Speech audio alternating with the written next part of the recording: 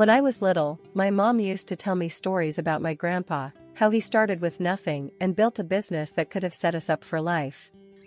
But we never saw a dime of it. I didn't really get why until I was older and could understand the mess about his will and all. "Eliza, your grandpa was a tough nut," my mom said one chilly evening. We were sitting at our small kitchen table, nursing cups of lukewarm tea. The heater was busted again, and the landlord wasn't too quick to fix anything. He believed only in money earned, not given. "Why did he cut us off then? Didn't he think you'd manage his money right?" I asked, trying to keep the bitterness out of my voice. Mom sighed, her eyes tracing the steam rising from her cup. "It wasn't about me managing it. He had this crazy idea. Made a will that only gave his fortune to someone who made it big on their own, $500,000 at least in their business." "That's just cruel," I muttered. The idea seemed ludicrous, a game set by a man who loved his money more than his family. "It was his way or the highway," Mom continued. "When I argued with him, he practically disowned me. Said if I was any good, I'd earn my way without his help." The unfairness of it all gnawed at me. Here we were, scrimping and saving every dime, while someone out there was living it up on what should have been ours. Ever since I was a kid, I had a knack for spotting a chance to make a buck. I'd set up a lemonade stand at the local golf course on sweltering summer days. 50 cents a cup. I'd holler, waving to the thirsty golfers. They couldn't resist the pitch from a freckle-faced kid with a pitcher. "You sure know how to hustle, kiddo," an old golfer named Hank once told me, chuckling as he handed over his change. "Keep that up, and you'll be a tycoon one day." I grinned, pocketing the coins. "Just saving up for something big," I'd say, my mind always on the next big thing. And it wasn't just lemonade. I made homemade baubles and bracelets, stringing them together from beads I'd find at the dollar store. I sold them wherever I could, neighborhood block parties, school events, even at the front yard during garage sales. Trading wasn't just fun, it felt right, like I was meant to do it. "Eliza's got her own little business empire going," my mom would joke to her friends, but there was a hint of pride in her voice that made me stand a little taller. But it was the sewing that really caught on. When I managed to buy that old sewing machine from a garage sale, it was like all my Christmases had come at once. Teaching myself to sew wasn't easy. The machine was temperamental, and the tutorials online weren't always clear, especially when the internet connection flickered in and out. But I stuck with it. Soon, I was turning drab thrift store finds into trendy outfits.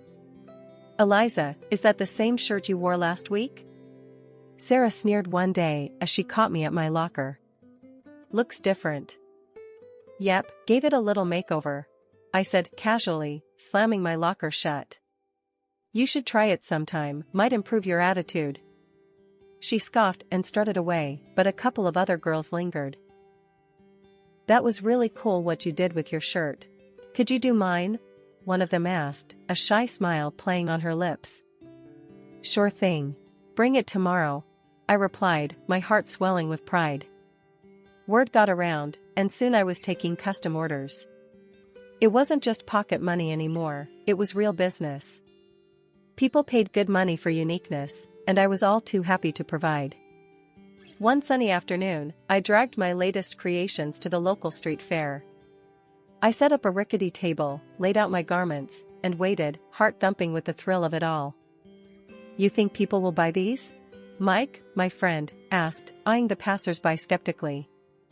"They'd be crazy not to," I shot back, confidence bubbling. And buy they did. My table was swarmed. I barely had time to collect the money and hand over the clothes. Amidst the chaos, a guy approached, his car keys jangling in his hand. "Hey, my car broke down a block from here. Saw your stall. This stuff yours?" he asked, nodding towards my makeshift display. "Yeah, all made by me." "You need something to pass the time while waiting for a tow?" I joked, handing him a shirt. He laughed, a genuine, head-thrown-back kind of laugh. "Actually, I was wondering if you do men's stuff too." "Sure do," I replied, pulling out a few pieces I'd experimented with. He looked them over, then looked at me with a spark of interest. You've got talent. Ever think of making this a real business? Every day, I said, not missing a beat. His smile widened. I'm Jack, by the way. Eliza, I said, shaking his hand, feeling the weight of the moment. This wasn't just another sale. This felt like a doorway, swinging wide open. As the day wound down, I counted the cash, a sense of accomplishment washing over me. This was it. I was making it happen, one stitch at a time. Told you they'd love your stuff, Mike said as he helped me pack up. Yes, you were right, I admitted, unable to keep the grin off my face. Looks like I might just make that $500,000 mark after all. After Jack and I met at the fair, things kicked off faster than I expected. He wasn't like the guys I knew, he came from money, but he had a way of making you forget about that when you were with him. He had this laid-back vibe, always laughing, always making plans. We started seeing each other more, and it wasn't long before we were seriously dating. One day he said, Eliza, I think it's time you met my parents. The thought alone made my stomach churn. I knew his folks came from old money, the kind that looked down on people like me. Are you sure? I asked, my voice tense. I don't think they'll like me much. Jack laughed it off. They'll love you. Don't worry so much. The drive over to Jack's parents' house felt like the longest ride of my life. Jack kept talking about mundane stuff, probably trying to ease the tension, but my stomach was in knots. We turned into a long driveway, and there it was, a massive house that looked more like a museum than a home. We walked up to the grand entrance, and the door swung open before we could even knock. There stood Jack's mom, Mrs. Thompson, dressed impeccably in a way that made me feel underdressed instantly, despite my careful choice of outfit. Jack, darling, she exclaimed, pulling him into a hug, then turned to me with a polite smile that didn't reach her eyes. And you must be Eliza. We've heard so much about you. Her words sounded warm, but her tone was anything but. I forced a smile. Thank you for having me, Mrs. Thompson. Jack led me inside, and that's when Mr. Thompson appeared. He was a tall, stern-looking man with a firm handshake that felt more like a test than a greeting.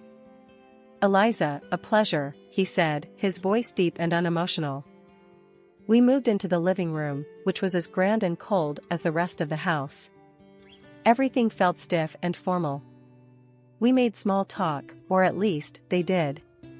I mostly nodded and smiled, feeling out of my depth. Dinner was served in a dining room straight out of a magazine, with crystal and fine china that looked like it should be locked up in a display case, not used for eating. We sat down, and that's when the real interrogation began. So, Eliza, Jack tells us you're into fashion design, Mr. Thompson began, eyeing me like I was a problem he needed to figure out. Yes, I run a small business. I design and sell clothing, I responded, trying to keep my voice steady. Self-made then. How entrepreneurial, he commented dryly. His tone suggested it was less of a compliment and more a checkmark on a list of curiosities. Mrs. Thompson chimed in with a smile that felt more like a wince. And your family, dear, what do they do? Well, it's just me and my mom. She's a nurse, I said, feeling the weight of each word. Oh, I see. Mrs. Thompson replied, exchanging a glance with her husband that I couldn't quite read. The conversation stumbled along until coffee was served, and then Mrs. Thompson's polite mask slipped. Eliza, I must be honest. We have certain hopes for Jack, and his partner's background is important to us. It's essential for maintaining the family's reputation and legacy. Finally, she put her fork down and said flatly, well, it's clear you've done quite a bit despite your background. But I don't think you're suitable for our son, I'm afraid. Her words hit like a slap. I sat there, stunned, as she got up from the table. I won't waste more time here, she declared and left the room without another word. Jack was quick to comfort me, his face flushed with embarrassment. Eliza, please, don't take it to heart. She's just, she said in her ways. It was tough to swallow. The evening had turned into a stark display of where I stood with his family. Despite Jack's reassurances, the shadow of that dinner lingered, casting a long, cold shadow over what should have been a happy milestone. The engagement happened despite the frosty atmosphere at dinner that night at Jack's parents' house. His folks made it clear they weren't thrilled, but Jack went ahead with the proposal. We were officially engaged, and while I was over the moon about us, the chill from his parents was something I couldn't shake off. A few weeks after our engagement, I got a call from Mrs. Thompson, Jack's mom. Her voice was formal. "I see. Eliza, I'd like you to come over. We need to discuss something important." When I arrived, both of Jack's parents were waiting. The house felt colder than ever, like all the warmth had been sucked out of it. Mrs. Thompson didn't waste any time. "Eliza, we've looked into your background thoroughly," she began, her tone sharp and unwelcoming. Mr. Thompson nodded, his face stern. "It's clear you come from a very different world than ours." His wife continued. "And frankly, we feel you're hunting for wealth, climbing through our son. But we won't allow our family fortune to be jeopardized." The words stung, but before I could react, Mrs. Thompson slid a stack of papers across the table towards me. "Since I can't convince Jack to rethink this marriage, you'll need to sign these," she said flatly. I picked up the papers. They were a prenuptial agreement. As I read through, it was clear, I wouldn't lay claim to any of Jack's wealth, and neither would any children we might have. Without hesitating, I signed them. "I'm not marrying Jack for his money," I said, handing the signed papers back to her. Mrs. Thompson looked taken aback, her eyes wide. Even Mr. Thompson raised an eyebrow, surprised by my quick compliance. I left their house feeling a mix of relief and resentment. At home, I told Jack everything. He laughed it off. "Wow, you really showed them. Good for you." But his laughter didn't sit right with me. "Aren't you bothered that your mom thinks so lowly of me? She humiliated me, Jack." He shrugged, still smiling. "I get why you're upset, but you know how mom is. She has her reasons, and well, she's not completely wrong to worry, right?" His words felt like a slap. Not only had his mother insulted me, but now Jack was subtly defending her. It hurt, realizing that maybe he wasn't entirely in my corner. A year after our engagement, as the wedding drew closer, my life was a whirlwind of excitement and stress. My business, a sportswear brand I had started from scratch, was finally taking off. It was thrilling to see my designs being worn and loved. I had built a small capital, enough to expand and take on bigger challenges. As for the wedding, I wanted something simple, intimate. But Jack had other ideas. He dreamed of a lavish celebration. "Eliza, we're only doing this once. Let's make it big," he'd say with that grin that made it hard to argue. So, I agreed, and we planned a grand event. I found myself splitting the bill for a grand venue, exquisite catering, and a band that could keep our guests dancing all night. I managed to snag some deals, haggling discounts wherever I could. Old habits die hard. The wedding day was perfect, at least on the surface. Our guests seemed to have the time of their lives, and Jack and I couldn't stop smiling. We were floating, caught up in a bubble of joy. But not everyone was caught up in the festivity. Throughout the evening, I caught Jack's parents whispering, their faces pinched with disapproval. His mother, ever the social butterfly, floated around the room, dropping hints about her worries that I was after their family wealth. I overheard her telling a group of relatives, "It's all very extravagant, isn't it? I just hope she understands the value of money, not just spending it." Her voice was loud enough to carry, and her words stung more than I expected. After the wedding, things didn't settle down. Jack's mom posted on social media, lamenting that Jack had married someone like me. She wrote about her fear of losing her son to a woman who, in her eyes, wasn't worthy. Reading those words hurt. I felt my throat tighten and my eyes burn, not just with sadness, but with frustration. I tried to talk to Jack about it. "Your mom's posts, they're really harsh. Can you talk to them? They don't even know about the business, how well it's doing."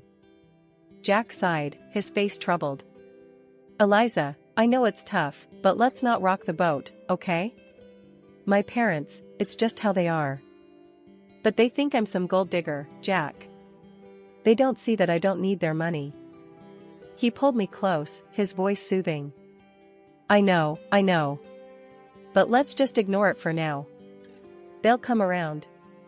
They just need time to see what I see. I nodded, not convinced, but exhausted from the argument. I agreed to let it go, not because I thought he was right, but because I was too tired to fight. It was easier to focus on my business, pouring my energy into something positive, something that was mine. Despite the personal turmoil, my business kept growing.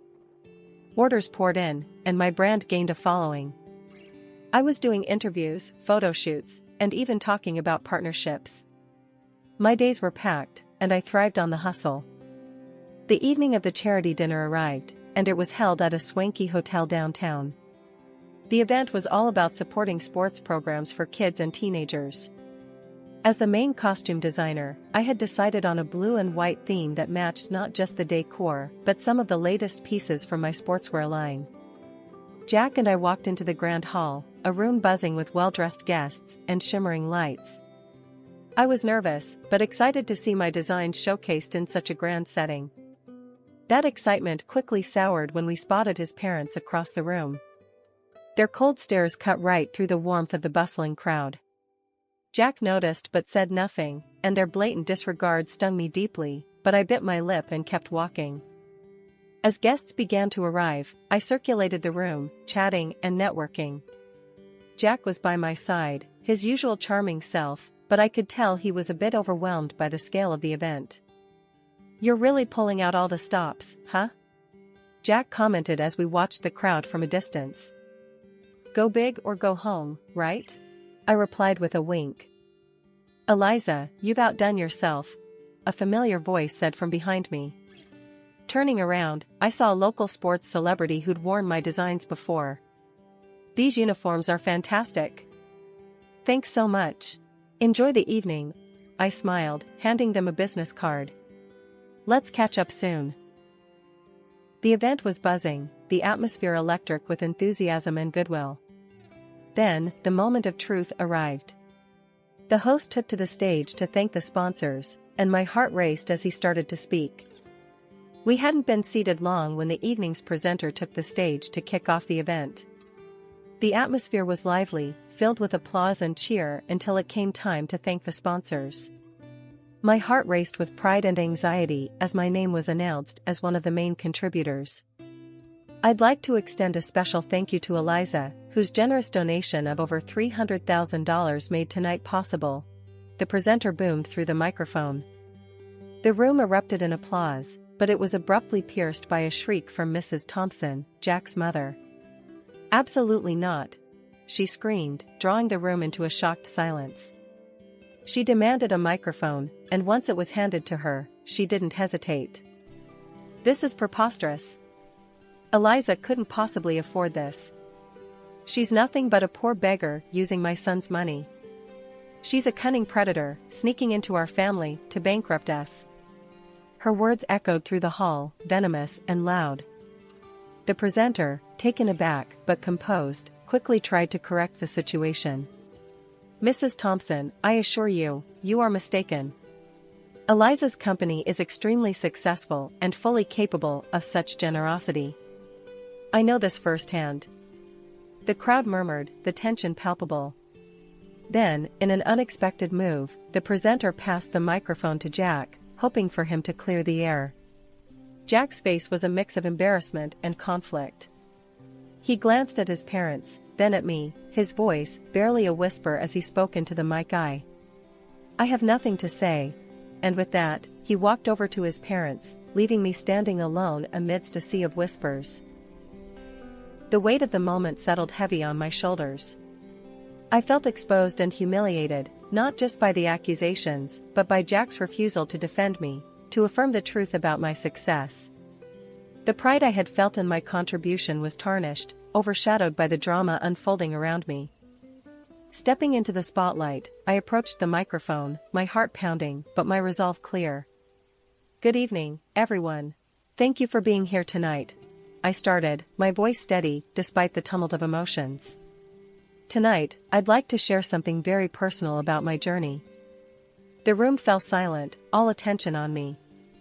I started as a street entrepreneur, not just to make ends meet, but driven by a dream. That dream led to the creation of a sportswear brand that many of you know now. Pausing, I looked around, meeting the eyes of young athletes and seasoned businessmen alike. When my company's profits hit $500,000, I fulfilled a promise to a very special person, my grandfather. I continued, my voice growing stronger. He left a will stating that his inheritance would go to a relative who made their own success, reaching that exact figure in their business. Whispers filled the hall, and I took a moment to let that sink in. That inheritance has been used to fuel not just my personal growth, but to give back through charity, much like tonight's event. The crowd was listening, some nodding, as I unfolded more of my story. After the pandemic, my business didn't just survive, it thrived, growing several times over. Every challenge faced was a stepping stone. As I concluded, I stand before you, not just as a business owner, but as someone who believes in the power of perseverance and dedication. The room erupted into applause, some guests standing in ovation. I scanned the crowd, seeing faces light up with respect and admiration, but my eyes briefly caught Jack's parents. Their expressions, once haughty, now showed disbelief and embarrassment. They quietly exited the hotel. Jack, looking equally shaken, tried to approach me, muttering an apology. Eliza, I just shook my head and walked past him, my emotions a mix of triumph and heartache.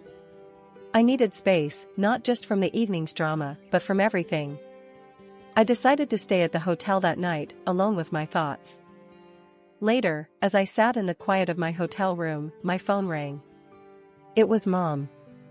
Her voice was thick with emotion. Honey, I saw everything. I just want you to know how proud I am. To see you stand up there, telling your story, reclaiming your truth, you're everything I hoped you'd be. After spending a night at the hotel, to clear my head, I returned home. The place felt different, heavier somehow, as if the walls themselves held the tension from the last few months. Jack was there, waiting. As soon as he saw me, he tried to apologize again. Eliza, I'm so sorry about everything. Can we just forget all this and start over? He pleaded, his voice desperate.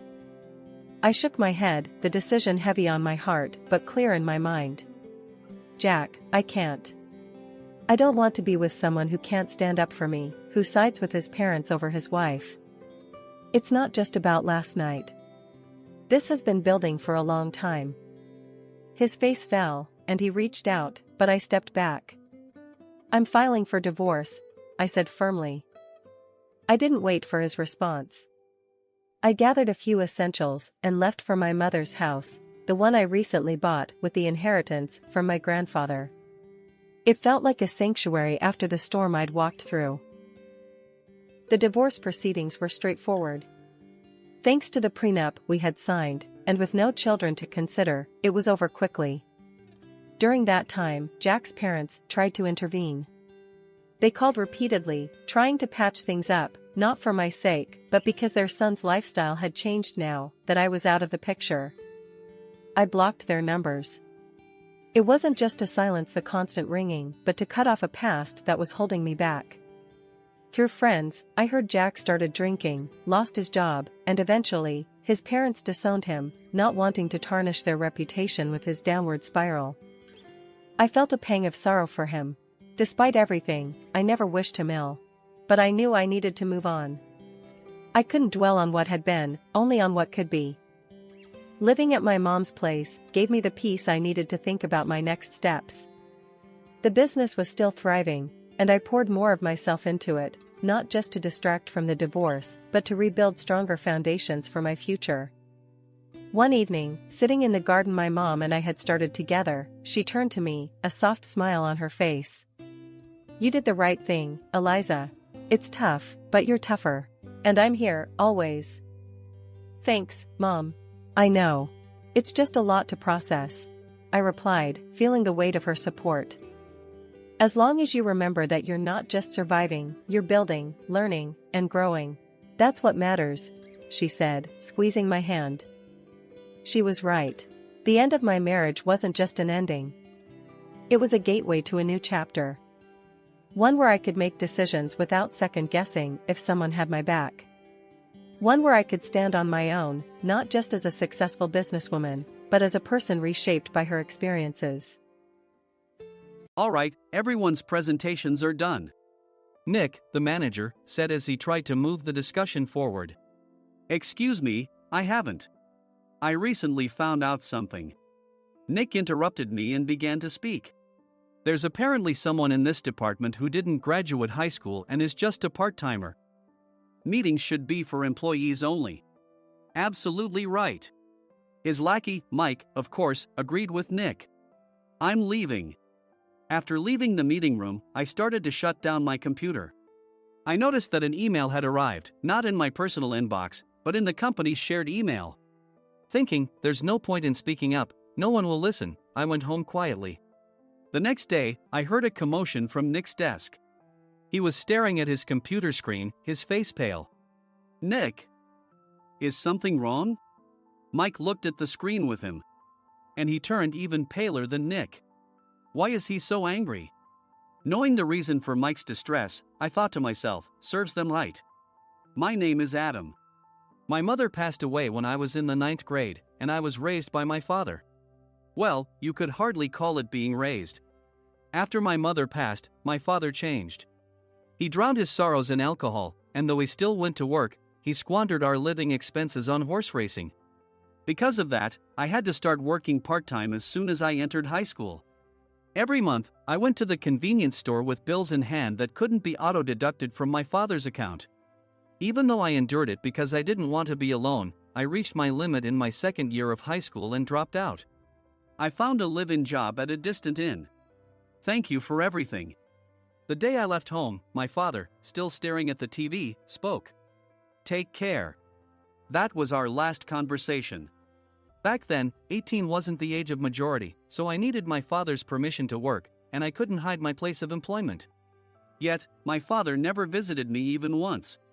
I kept working just to survive, and before I knew it, I was 42. Years of hard work paid off, and I was transferred to the headquarters. I was thrilled to be recognized by the company, as I thought I'd be working in the field until retirement due to my lack of formal education. Listen up. Our work can change the future of our employees. Don't drag us down. On my first day after the transfer, Nick, dressed in an expensive suit, spoke sternly. There was a reason for this. Our inn was located in a prominent tourist destination, known so well that everyone in the state could sing its commercial jingle. At its peak, we had 5 locations within the state. But that was long ago.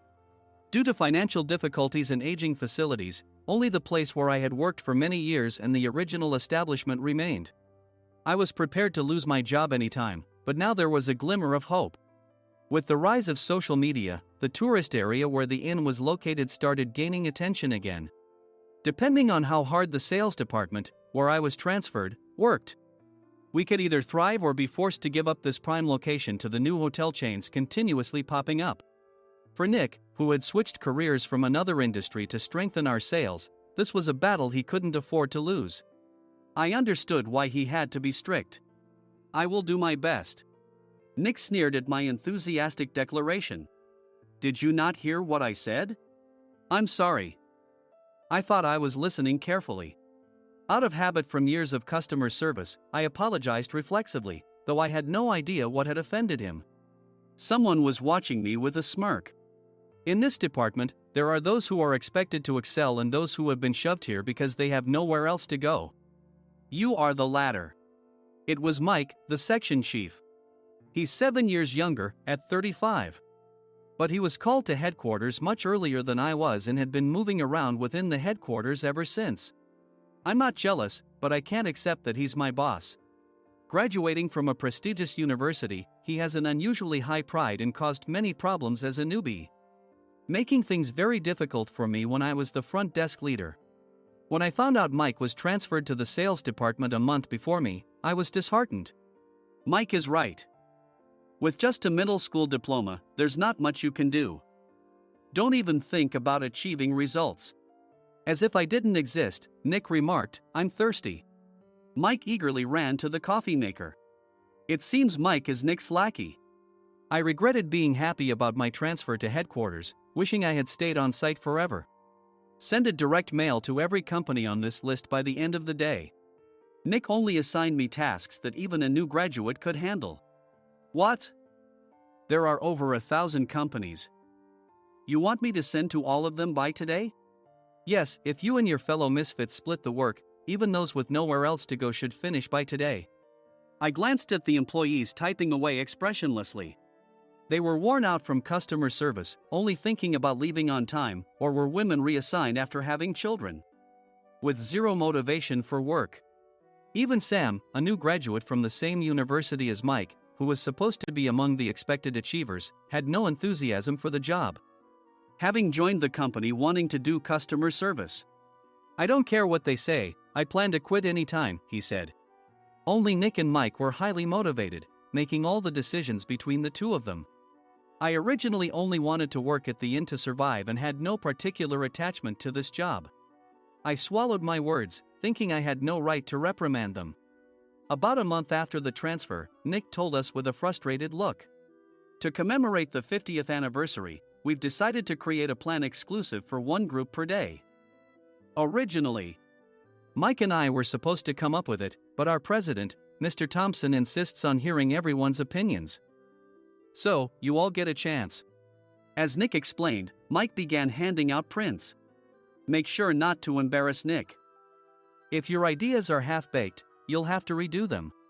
It seemed that they had printed his handwritten notes by Mr. Thompson, which included several questions and a section for free responses. It made sense why Nick had to seek our input, given that all responses had to be submitted to Mr. Thompson. We were given a week to think about it, and a meeting was scheduled to compile our ideas. My plan is to let guests enjoy both the old and modern America. Nick began the presentations. Guests would watch a master confectioner at a nearby traditional sweet shop make sweets in front of them. The welcome drink would be premium tea in a bottle. Nick's plan was certainly attractive. After his presentation, Nick called on us to present in the order we were seated. Just as I stood up for my turn. All right, everyone's presentations are done. Excuse me, I haven't. I recently found out something. Nick interrupted me. There's someone in this department who didn't graduate high school and is just a part-timer. He was likely talking about me. I joined the company as a part-timer and was made a full-time employee when I turned 20. That was 20 years ago, so Nick and Mike probably had no chance to know until recently. Meetings should be for employees only. Absolutely right. After that, Nick kept creating opportunities to solicit everyone's opinions, purposefully excluding me from speaking. The meeting unexpectedly heated up and went past the scheduled end time. A few people asked to leave, and the discussion continued with the remaining few. Still here? Normally, you'd leave in that situation. Though I had no attachment to the job initially, hearing kind words from customers made me want to make them happier. For someone like me, with nowhere to go, the inn was my home and customer service was my life. I felt pathetic about my current self. I'm leaving. I left the conference room and started shutting down my computer. I noticed an email had arrived, not in my personal inbox, but in the company's shared email. Thinking no one would listen to what I had to say anyway, I quietly went home. The next day, while preparing the DM as instructed, I heard a commotion from Nick's desk. In his haste to stand up, he hit his knee on the desk. He stared at his computer screen, his face pale. Nick! What's wrong? Mike, thinking he should be the first to rush over, approached Nick while still wearing his coat. He peered at the screen with Nick. And he turned even paler than Nick. Why is he so angry? Who is responsible for this company? Nick, more irritated than ever, asked, and Mike answered without checking. Probably Sam. Sam wasn't there because he was attending a morning training session for new hires. Nick gave up on getting angry and returned his gaze to the screen. They were looking at an email that arrived right after the end of the working day yesterday. Apparently, no one, including me, had checked it before leaving. The email was from a large company that used us for their annual employee trips. The president and executives of that company also frequently used our services personally. President of the company, Mr. Mason himself, had declared that neither he nor his company would ever use our services again. Well, some companies cancel their employee trips or stop using our services due to financial struggles. Let's just move on. Mike kept wiping the sweat from his forehead with a handkerchief. Knowing why Mike was so agitated, I quietly watched their interaction. Do you know how much revenue we get from that company? We can find other guests to fill the rooms, but we'll lose the banquet costs, gift shop revenue, rental car fees, and more. Moreover, the gifts were supposed to be prepared by the traditional confectionery shop involved in Nick's proposed plan. If it's known that we incurred such a huge loss at this critical time, Nick's position in the company would be jeopardized. Nick took a deep breath, seemingly trying to calm himself. All right, Mike. Go to New York right now and apologize to Mr. Mason. What? You're coming with me, right? I have urgent work to do. I trust you, which is why I'm entrusting this to you. Please. Mike, believing Nick's sincerity, agreed with a determined look on his face, saying, yes. That's Nick for you. Even if Mike went to apologize, Nick would shift all the blame onto him if the client didn't change their mind. Well, it was Mike's fault to begin with, so it served him right. About 3 hours later, Sam answered a call from somewhere and repeatedly apologized, saying, I'm very sorry. Everyone watched to see what was happening. After ending the call, he informed Nick with a weary tone. When Mike arrived at the client's company, he only made things worse, further infuriating Mr. Mason. He was demanding, get his boss here immediately. It was no wonder Sam was exhausted, dealing with such a call right after returning from training. What is that idiot doing? All right, Adam, you're coming with me. If sacrificing Mike didn't work, then I must be next. Normally, I'd want to refuse at all costs, but I saw an opportunity in this situation. If I can be of assistance, I'd be happy to join you. I obediently followed Nick, and we flew to New York. When we introduced ourselves at the reception, it became clear how serious the situation was. As the receptionist personally escorted us to the president's office. Angry voices leaked through the door, making both Nick and me uneasy. Excuse me. I'm Nick, the supervisor. I understand my subordinate has caused you trouble, and I deeply apologize. Nick, with his experience in the corporate world, knew enough to offer an apology before excuses. However, his customer service skills left much to be desired. I sighed as I saw Mike trembling like a small dog in the corner of the room. What kind of training are you giving your subordinates? Mr. Mason glared at Nick with a red face. The intensity of his gaze made even Nick take a step back. Regrettably, I joined this company only 2 years ago and was unaware of Mike's issues. I should have identified his shortcomings sooner. Indeed. I should have realized sooner. No sensible person would come to apologize and then give a lengthy presentation on the drawbacks of not using their in. Nick froze, his mouth slightly open. Suspecting the worst, I picked up the documents that had fallen to the floor. It seemed Mike hastily prepared these documents on the plane, listing the disadvantages. Disadvantage 1, if you change the venue for the company trip, employees might suspect it's for cost-cutting reasons, leading to a negative impression. Reading it aloud half-jokingly, Nick snatched the papers from my hand and checked the contents with a furious expression. Among the stack of documents was a receipt from a nearby convenience store's copy machine. I felt a pang of dread, hoping he hadn't shown the receipt as well. What do you think he said when I asked what kind of nerve he had to do this? I'm very sorry. Faced with the dire situation, Nick must have thought there was nothing left to do but apologize. In a voice smaller than I'd ever heard from him, he uttered words of apology. He said, I'm a Harvard graduate. I don't believe I said anything wrong. Mike! What have you done? Forgetting his plan to pin the blame on Mike, Nick yelled loudly, even in front of Mr. Mason. I didn't do anything wrong. You're still saying that? Look at him. Mike pointed at me with a shaking hand. I was assigned to headquarters in my 20s and now I'm a section chief. This guy only made it to headquarters at 42.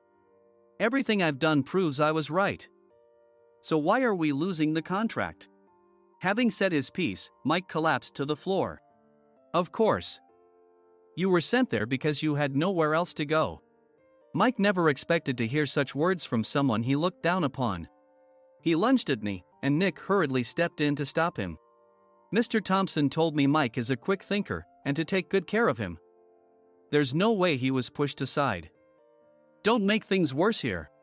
He didn't say quick thinker, he said only quick-witted, didn't he? I don't remember that part. I recalled the many troubles Mike caused when he was a newbie. When Mike was on the front line, his pride was so high that he never apologized to customers. Customer service, especially in our job, doesn't work alone. It brings both good and bad situations. If the front staff or housekeepers made mistakes, or the cleaning company didn't properly clean a room, one had to apologize to the customers regardless of personal fault. Mike, in such situations, would never apologize, insisting he wasn't at fault. This often angered customers, and as the front desk leader, I frequently had to apologize on his behalf. He caused complaints and disrupted operations, which is why he was quickly moved to headquarters. In departments where he didn't interact directly with customers, his quick thinking was beneficial and things went well. But it seemed his flaws were starting to show. Corporate reservations are supposed to be entered into the system by the sales representative. But a quick check yesterday revealed that more than 10 items were missing from the client's reservation. The handover document clearly stated what needed to be prepared. Why didn't you enter it into the system? Why do we have to give them special treatment? Filling rooms near the banquet hall, setting up all the food in advance. Specifying the brand of wine, they're too demanding.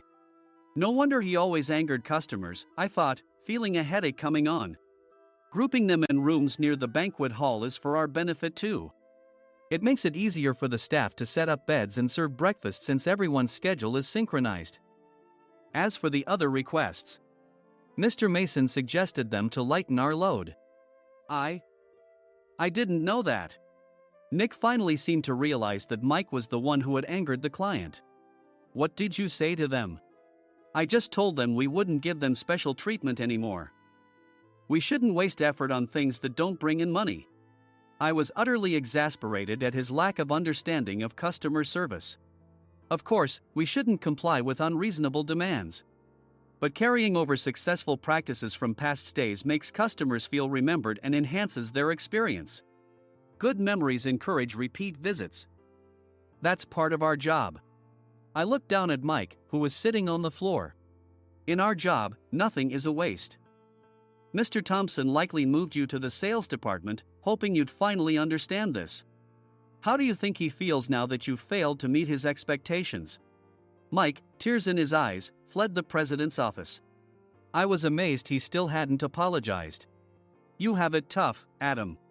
It's okay, we're all employees of the same company. I deeply apologize for this disrespectful incident. Especially after all the care you've shown us. If it weren't for you, Adam, I really would have stopped staying here. When I heard you were moving to the sales department, I was willing to reconsider if you handled it. Seeing us talk so amicably, Nick's face contorted. Do you two know each other? Adam's service is excellent. I always requested him specifically. Normally, we don't accept specific staff requests, but we made an exception for Mr. Mason, adjusting my shifts accordingly. He had personally stayed at our hotel just before my transfer, and during casual conversation, I mentioned, I'm moving to the sales department soon. If I hadn't told him then, things could have been much worse. Please continue to take care of us. I look forward to it. On the return flight, Nick awkwardly offered me a can of beer. It's still working hours. Of course, I had no intention of forgiving him for a single beer. Nick might try to pin everything on Mike and avoid any consequences. While pondering this, a startling fact came to light. Nick, the tea bottles for the plan have arrived. I handed Nick a bottle labeled with our inn's name. They look good. What are you talking about? These are plastic bottles. I had assumed we would use the trendy, high-end bottling tea. But what arrived were ordinary plastic bottles of tea with customized labels. The only unique aspect was the label, which had the inn's name, making it look customized. Upon further investigation, I discovered that a substantial amount of money was set to be paid to the tea company. It was priced like bottling tea. Does this plastic bottle really cost $100 each? The tea inside is specially blended for us. The extra cost is for that. Wouldn't it be better to use another tea company? Or is there a specific reason we must use this one? As Nick continued to make excuses, I showed him a printed email. I informed the tea company's president, Mr. Mitchell, that we discovered irregular payments and he confessed. He said you two were high school classmates and planned to split the extra money. That idiot. Why did he confess? That's not important. You should worry about yourself, this could turn into a police matter. Opening the bottle cap, I suggested. How about calming down with this tea? It supposedly has a relaxing effect. Nick drank the tea frantically. In the following days, decisions were made about their fates. Mike was reassigned to the General Affairs Department, with no chance of transfer or promotion, as per Mr. Thompson's orders. As for Nick, since the payment to the tea company hadn't yet been made, he narrowly avoided legal trouble. Instead, he was encouraged to leave the company, and to avoid further complications, Nick submitted his resignation. Rumor has it that connections between HR departments have made it difficult for him to find new employment. Even though it was good to have those two gone, something unexpected happened in the sales department. Everyone became motivated and united in refining the 50th anniversary plan. In the end, my plan was adopted. We collaborated with the Tourist Information Center to provide personalized guides. The plan, tailored to the number of guests, was truly special for the 50th anniversary. Hey, is Adam's family coming to stay? I immediately booked that special plan for my family. Sam noticed it on the reservation list and quickly picked up on it. Yes, I'm inviting my father. That's great. I might invite my parents too. I lacked the courage to face my father just as Adam. But here, with the confidence Mr. Mason praised, I felt ready. The 50th anniversary plan was a perfect opportunity to reconnect with my father. I hoped to bring back the days when we could laugh together as we once did.